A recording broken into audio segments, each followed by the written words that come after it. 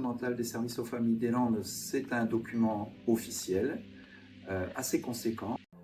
On trouve tout d'abord un diagnostic territorialisé au niveau du département et aussi par communauté de communes.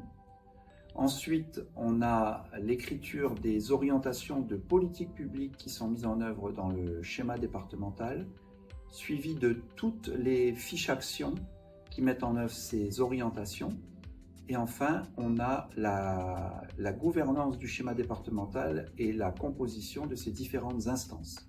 Le résultat est à la hauteur de cette ambition, avec une centaine de contributeurs à ce nouveau schéma départemental des services aux familles, donc contributeurs impliqués lors des 16 séances de travail. Ce nouveau schéma départemental se caractérise par une déclinaison en fonction des 5 orientations transversales.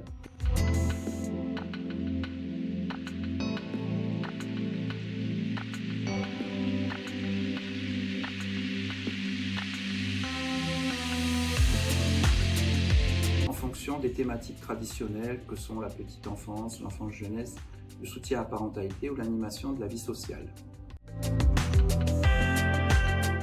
Nous devons poursuivre en toute logique vers une véritable participation des usagers, les premiers concernés, les habitants, les familles et les jeunes, dont le pouvoir d'agir est mis en premier plan par l'orientation transversale numéro 5 de ce schéma départemental des services aux familles.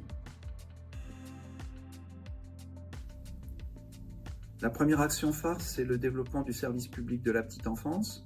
Concrètement, il s'agit de garantir en tout point du territoire le libre choix des familles quant au mode d'accueil de leurs enfants. Une autre action phare consiste à renforcer l'attractivité des métiers de la petite enfance en partenariat avec France Travail.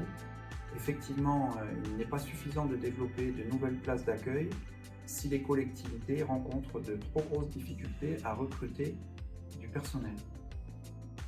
Naturellement, le schéma départemental des services aux familles prévoit la création de nouveaux équipements pour les familles, bien entendu des équipements traditionnels comme les crèches ou les centres de loisirs, mais également des résidences habitat jeunes, un point d'accueil écoute jeunes, ainsi que des maisons des parents, des familles et des 1000 premiers jours.